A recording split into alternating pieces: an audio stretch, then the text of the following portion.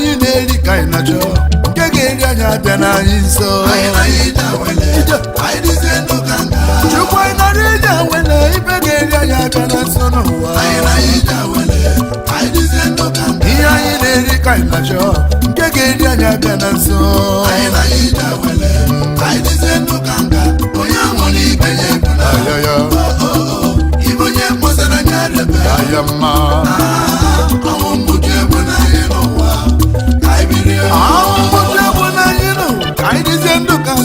onye anwụ na ibe nye ese okenye ga-adị ụmụaka ga-adị ọgaranya ga-adị okenye ga-adị ndị nna ga-adị ndị nne ga-adị odo ntochi ga-adị anyị bụ onye abata anyị bụ onye amụba anyị kọ anyị ekwute anyị kpọsa anyị re ụbịam akpọ na anyị eru ụbịam akpọ na anyị eru ụbịam akpọ na anyị eru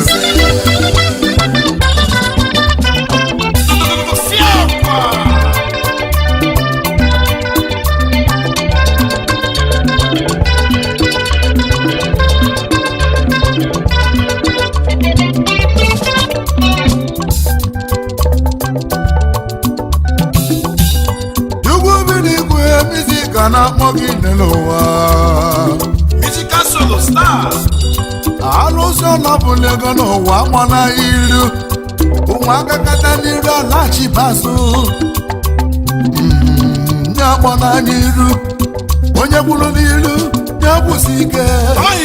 aisenti na juda ka ị na ọ dịla mma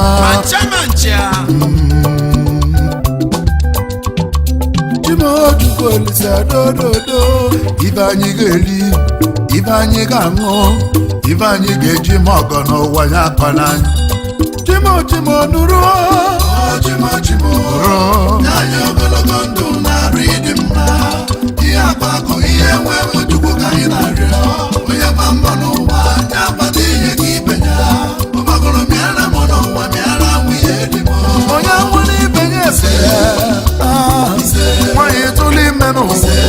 ya mụọ n'udo nwoke kpọrọ oyibo ya lụta ikpe ndụ mmiri na azụ osisi bụla ịtụba egwu eluigwe gbajie gị ọkụkọ pụrụ mkpu eze oke ikuku bụrụ ya ọkụkọ pụla ibu eze oke ifufe bụrụ ya ụmụ ibe na ị ga-adị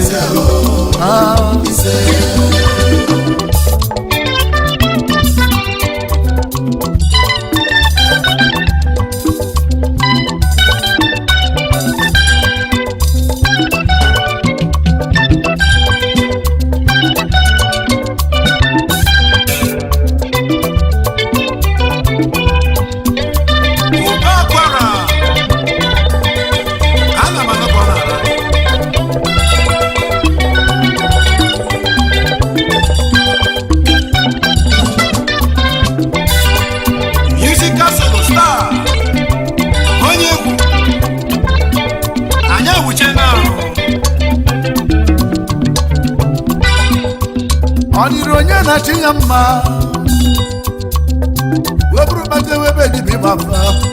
ụbịa mmafụ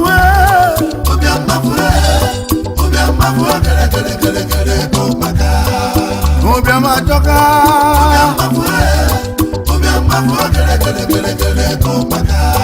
ọnụ ụrịọ na-eri na ibe enwe n'igwe enweghị mmadụ nke ọmanya dịlọ isi nke dị isi mana ọ dịlọ nkọ agbara mmụọ ọtọ n'ogbe agbakwa mmụọ ọtọ n'ogbe maka atọ ọtọ n'ogbe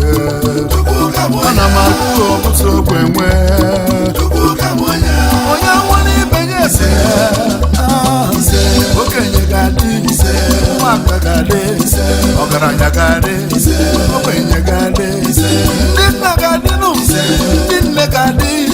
udo ntochi ga-adị anyị bụ ya na-ata anyị nụ anyị amụba anyị ebute anyị kpọsa anyị re bịama akpọ na anyị eru bịama akpọ na anyị eru bịama akpọ na anyị eru ọ bụ egwu m musical solo star ya solo mbalebe ya egwu dị ya ijam ijam ijam ijam ijam ijam ijam ijam debe debe debe debe debe deliver ijam deliver tabia taba tabia taba tabia taba tabia taba tabia taba ah egwu dị ya onye ọbụla agbabe ya onye ọbụla agbanya mama nụba were isi chọba ya iwere ụkwụ na-achị ya ọ bụ egwu ọgaranya wee meruo ụba gwara na-ebe na-ebe akpụkpọ mgbada n'aha otito n'ime Jesu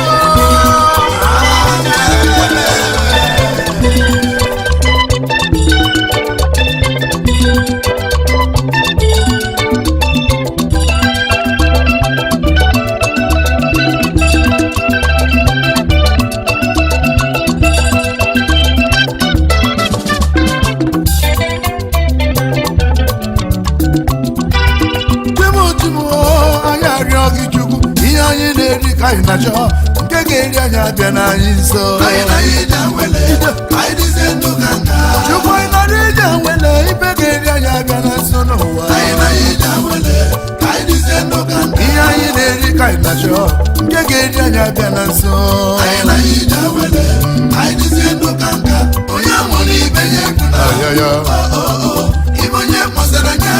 aya mma ọnwụ mgbochi egbu n'anyị n'ụwa ka anyị dizie ndụ ka nka onye nwere ibe ya ese nwanyị tụlụ ime n'ụwa ya mụọ n'udo nwoke kpọrọ oyibo ya lụta ibe ndụ mmiri ndụ azụ osisi bụla etoba egbe eluigwe gbajie ihe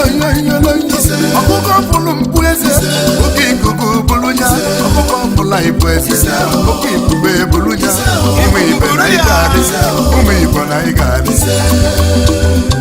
anyị chi bụ selezi na mara uche kakụ n'igbo uche kakụ nwoke dị mma ndị na-enyere aka n'elu onwe erika ya ka ndị mmadụ wee lesizie ka anya wee mee gị petron na Lagos steeti Chief Executive Officer Tiugo Industries Nigeria Limited aka na-ememe Eagle Star Cables Eagle Star Cables onye dị mma anyị jere ụlọ mma chọba Eagle Star Cables onye dị mma anyị jere ụlọ mma irube ebe obibi irube họtelụ ịchọba Eagle Star Cables ọkasị mma onye jere ụlọ dị mma ebere ego na nkiri ugo bụ ugo anya bụrụ ugo ugo kiri ugo ya na odozi akụnya nwanyị dị mma Chief Mrs. Rosemary Ọkpara Rizika na-akpọ Queen of the Queens ọmụma asarụ nwanyị dị mma achalugo nwanyị Managing Director Eagle Star Cables ọgasị mma ejebere m n'ilu ka nye ga-enezi ọyị dị mma ọgaranya Chukwu hụbere na nwata ọgaranya nkata ị gara aga n'iru maka na aka Chukwu dị n'ibi na-eme ọhịa onye ka mụ na-ekwu maka ya Mr. and Mrs. Sunday Onyekwere British nwoke dị mma Chairman Chief Executive Officer Goldson International Company Limited na 39 Izoluwo Street Lagos Island Iseje Ebu Chairman Ebu Gents Club na Nigeria Gosano Negali Ishie Alolo Sabinu Sudobi Dubi Suba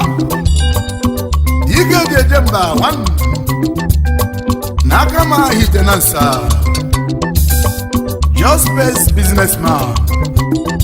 Kedumaga Odozi Agogi Lolo Caroline Oba Ezinne Nwego Mr. and Mrs. Chinedu Jude Onyagwara Dombis Odogwu Onye Chinedu Oke mmadụ n'ọgba eruru ọlụ Managing Director Benpax Yediben Nigeria Limited Able President Unique Men's Club of Nigeria Onyema for good 16 years he was the onye ndu with great achievements onye marachi ya ọchịrịgaba Gino Odozi Agogi Mrs. Cynthia Chikandi n'aka onye agwara baby nwanyị dị mma Igbo ekwerewo Obia dị mbụgha ụmụ Igbo ọdago Obia dị mbụgha emelelu emelala Obia dị mbụgha ịmakwa n'ise dị mmasụ ise dị mmasụ emelelu mala Obia dị mbụgha Ishie ịmakụ n'eziri the youngest Ishie aka Mananasa Autonomous Community Ishie Obia dị mbụgha elu wekwerewo na Obia dị mbụgha nwoke obiọma Chief Alolo Clifford Eze Ogbehi Eze dịrịrụ Ogbehi n'ụmụ Ngozi ebe NASA Autonomous Community Eze Paint aka chọrọ ụlọ mma aka mere ibe jọrọ njọ ọma mma Number 1 in paint manufacturing assorted type of latest paint na Alama International na Nnewi Director is a Sonic Chemical Industries Limited Gino Odozi Agogi Lolo Cynthia Eze Iruako Egbedie Anjebe Agbara Eduo Anyebe Agbara Airuzi Agbara Edu Anyege na Kobichie Obichie Baleso ebe ife na-eme Shiva Lolo Chukwuemeka Dim Obichie Obichie of Obichie Obi ndị Igbo na-agbara Edu Eze Abarakachi na AIA Youth Eze Ọganiru Anyị ma onye ibu Chairman Managing Director Mekon Nigeria Wire and Cables So Distributor Eagle Star Cables Odogwu Kedu maka ụsọdị eme nwanyị ọma Lolo Ngozi Gadim Ada dị mma Ishie and Lolo Lambert Eze nwa Akụbụ eziokwu the traditional prime minister Amadiaba Autonomous Community Ihitenansa Ezi enyi ndị eze Omeka Ọdịmma na Migrant Primary School Prime Minister Osujiemonu ihe ga-eri akọkwana gị egwu m jebe agụlụ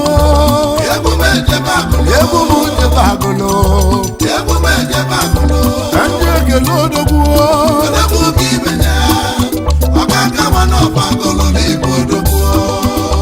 Chief and Lolo Dionari ọnwa tụ egwu n'Igadi ọka kagolo ezigbo mmadụ adịla fecha tinyere na mfọ nwadị nke dị biri ị na-enyere ụmụ ogbenye aka ndị zụrụ azụ n'ụwa na-adị agụ ha ọnụ yeruo na ije na nsa enwere ndị zụrụ ha so na ndị rụrụ ụlọ na-ekili ekili gbapụ mmiri n'obodo wee tinye ọkụ ọka kagolo nwoke teghete na nkele odozi akụ gị lọlọ Ijeọma ọnwa tụ egwu achala ugo nwaanyị dị mma n'ụwa Chief Alọlọ Peter Ikechukwu okwu dị atụ Ikemba n'Obeledu igwe m onwe ya na-atụ egwu n'Obeledu alụsị ejeje obodo nke izizi n'ala Obeledu Director IK God Global Agencies Limited Ojiọkụ Emeọgọ kedu maka ezi oyi m Adams Chukwumerije Nwankwọ alụsị na-eje ụka nke mbụ n'Isuochi Abia State Chief Executive Officer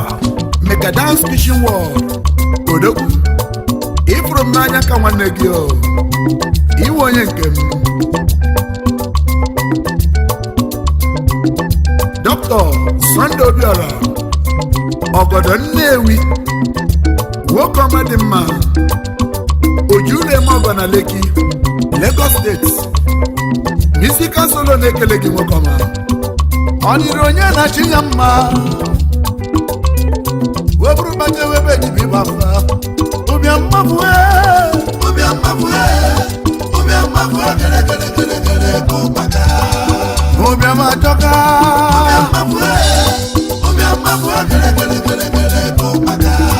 ọnụ uri ọ na-eri na ibe enwe n'ikwu enweghị mmadụ ịkọ manya dịrọ isi nke n'isi mana ọ dị nọ nkọ abana mbụ ọkọ n'ogwe mgbakọ abụọ ọkọ n'ogwe mmanka atọ ọkọ n'ogwe ana m ajụ ọbụsọ ogwe nwe onye nwụ n'ibe ya ese okenye ga-adị ụmụaka ga-adị ọgaranya ga-adị ogbenye ga-adị ndị nna ga-adị ndị nne ga-adị odo ndochi ga-adị anyị bụ ya abata anyị nụ ya amụba anyị kọ anyị egbute anyị kpọsa anyị ere ụbịam akpọ na anyị eru ụbịam akpọ na anyị eru ụbịam akpọ na anyị eru